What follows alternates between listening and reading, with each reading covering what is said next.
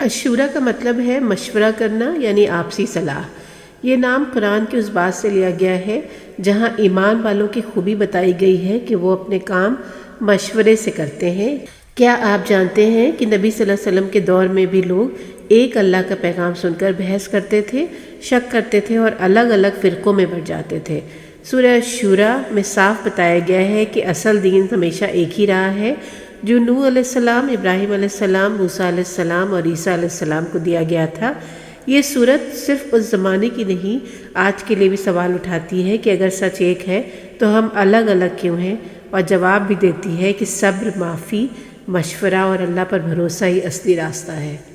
شروع اللہ کے نام سے جو بڑا مہربان اور بار بار رحم کرنے والا ہے۔ حامیم، عین سین قاف۔ اے نبی صلی اللہ علیہ وسلم، اسی طرح اللہ وحی کرتا ہے آپ کی طرف اور ان کی طرف بھی کرتا رہا ہے جو آپ سے پہلے تھے۔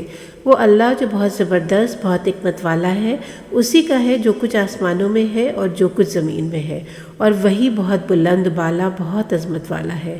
قریب ہے کہ آسمان اپنے اوپر سے پھٹ پڑے اور فرشتے تسبیح کرتے ہیں اپنے رب کی حمد کے ساتھ، اور زمین میں جو اہل ایمان ہیں ان کے لیے استغفار کرتے ہیں۔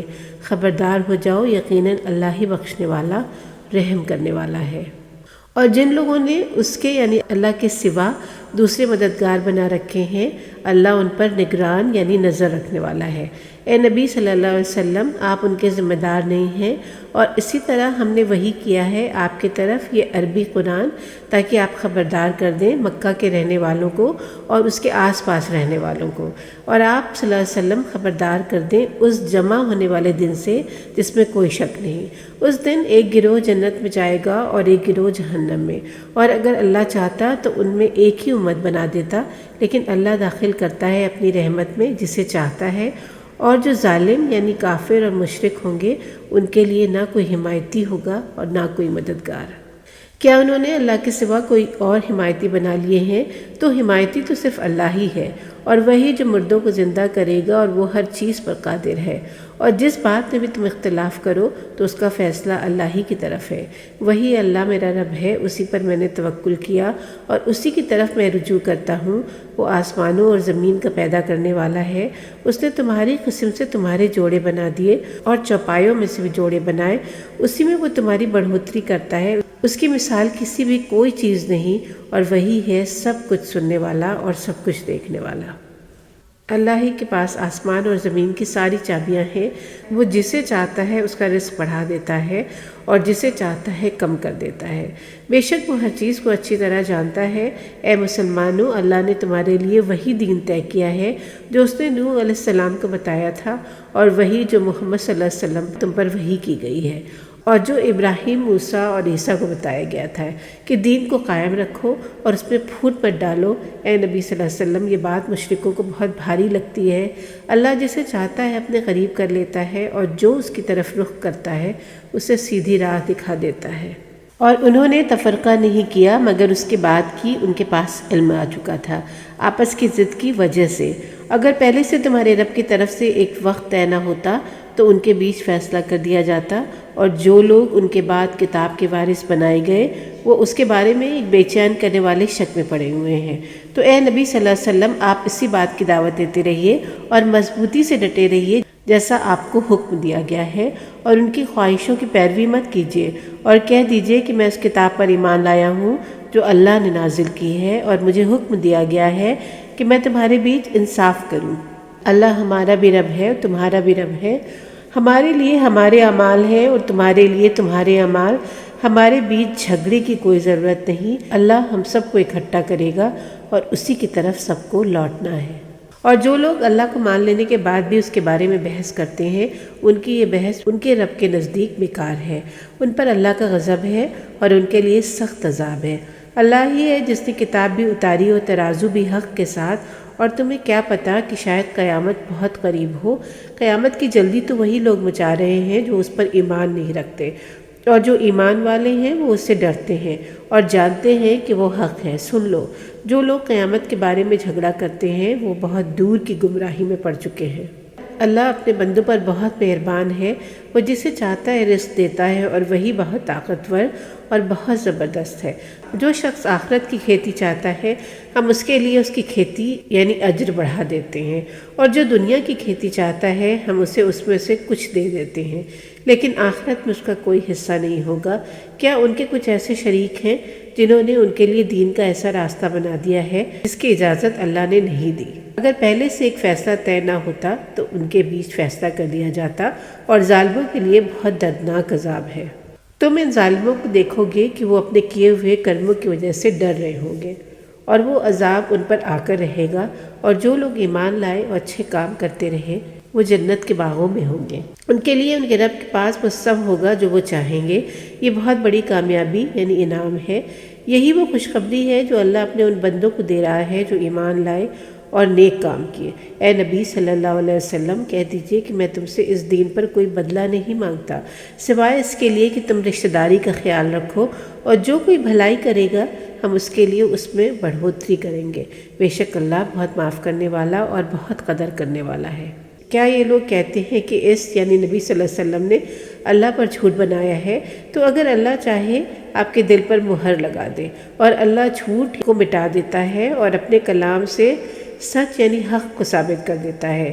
بے شک وہ دلوں کے اندر چھپی ہوئی باتوں کو بھی جانتا ہے، اور وہی ہے جو اپنے بندوں کی توبہ قبول کرتا ہے اور ان کی بہت سی غلطیوں کو معاف کر دیتا ہے، اور وہ جانتا ہے جو کچھ تم کرتے ہو، اور وہ ایمان والوں اور نیک کام کرنے والوں کی دعائیں بھی قبول کرتا ہے، اور اپنے فضل سے انہیں زیادہ بڑھاتا ہے یعنی ترقی دیتا ہے، اور کافروں کے لیے بہت سخت عذاب ہے۔ اگر اللہ اپنے بندوں کو رزق بہت زیادہ کر دیتا تو وہ زمین میں سرکشی یعنی گھمنڈ کرنے لگتے، لیکن وہ جتنا چاہتا ہے ایک طے اندازے سے دے دیتا ہے۔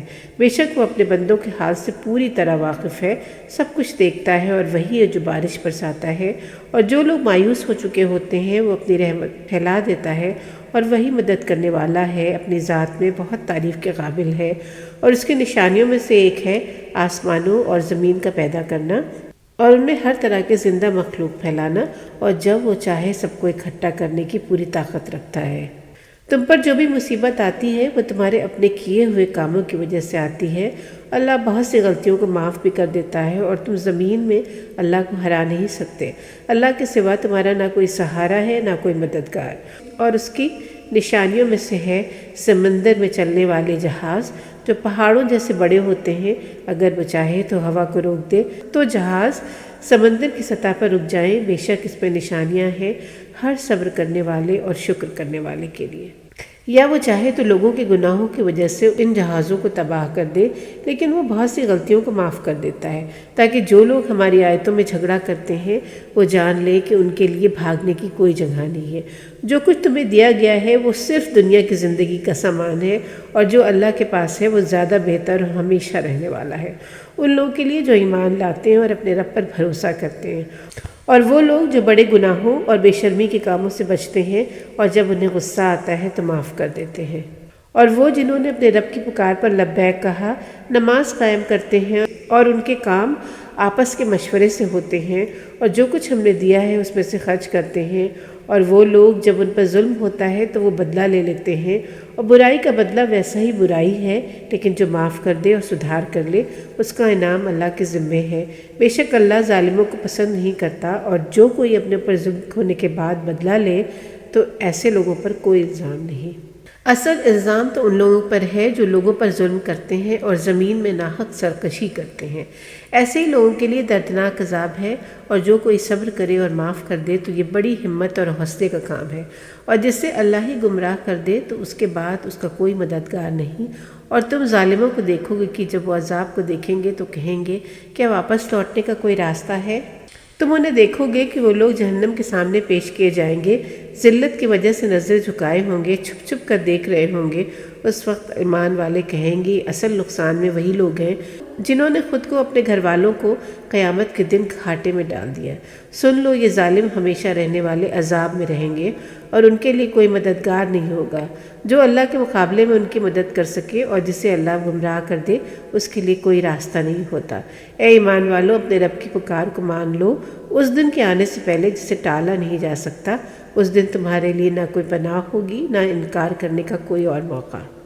اگر یہ لوگ منہ موڑ لیں تو اے نبی صلی اللہ علیہ وسلم، ہم نے آپ کو ان پر نگرانی کرنے والا نہیں بنایا، آپ پر صرف صاف صاف بات پہنچا دینا ہے۔ اور جب ہم انسان کو اپنی رحمت کا مزہ چکھاتے ہیں تو وہ اس پر اترانے لگتا ہے، اور اگر اسے کوئی مصیبت آئے تو اس کے اپنے کرموں کی وجہ سے تو انسان بہت ناشکرہ بن جاتا ہے۔ آسمانوں اور زمین کی بادشاہی صرف اللہ ہی کے لیے ہے۔ وہ جو چاہتا ہے پیدا کرتا ہے، جسے چاہتا ہے بیٹیاں دیتا ہے، جسے چاہتا ہے بیٹے دیتا ہے، یا وہ دونوں دے دیتا ہے، بیٹے اور بیٹیاں، اور جسے چاہتا ہے بانجھ یعنی اولاد سے محروم کر دیتا ہے۔ بے شک وہ سب کچھ جاننے والا اور ہر چیز پر قدرت رکھنے والا ہے۔ کسی انسان کے لیے یہ ممکن نہیں کہ اللہ اس سے سیدھے بات کرے سوائے وحی کے یا پردے کے پیچھے سے، یا وہ کسی فرشتے کو بھیجتا ہے اور وہ اللہ کے حکم سے جو اللہ چاہے وہی پیغام دیتا ہے۔ بے شک اللہ بہت بلند اور حکمت والا ہے۔ اے نبی صلی اللہ علیہ وسلم، اسی طرح ہم نے آپ کی طرف وحی بھیجی ہے جو ہمارے حکم سے ایک روح ہے، جو آپ پہلے نہیں جانتے تھے کہ کتاب کیا ہے اور ایمان کیا ہے، لیکن ہم نے اس قرآن کو ایک نور بنا دیا جس کے ذریعے سے ہم اپنے بندوں میں سے جسے چاہتے ہیں ہدایت دیتے ہیں، اور آپ یقیناً سیدھے راستے کی طرف ہدایت دیتے ہیں، اس اللہ کے راستے کی طرف جو کچھ آسمانوں اور جو کچھ زمین میں سب کچھ اسی کا ہے۔ آگاہ رہو، تمام معاملے اللہ ہی کی طرف لوٹتے ہیں۔